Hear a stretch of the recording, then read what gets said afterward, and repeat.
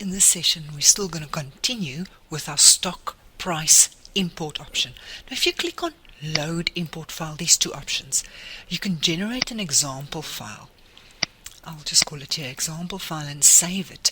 If you open that file, let me open it first of all just in Excel. Here you will see we have columns and then information in that column, making sure that when you add your own stock items, you use this format. So export the file for yourself and use this file to fill in your information. I have already created a file and I'm going to import that file for you. So I'm going to click on Load and I'm going to click on Import. I'm going to go to my file that I've created and I'm going to open it. Now here you will see that if you have any problems, it will show up in a color, and the color will indicate what your problem is. Here it tells me it's actually a barcode problem, but this item here is a duplicate item if you look at it.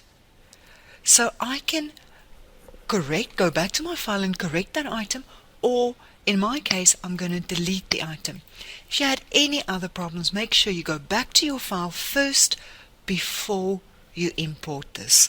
Now, just to show you, if I close my stock price import option, then I'll lose what I've got there. But just to show you, if I go to stock maintenance, I don't have this product on my stock list yet. So what I'm now going to do is I'm going to import those items. So I'm going to import my file again, go to my specific file, delete that last line, and then process. A screen comes up saying that my import is completed. Items that did not import successfully will remain on the screen. So I can click on OK. I have nothing remaining there, which means all my items were imported into stock maintenance successfully.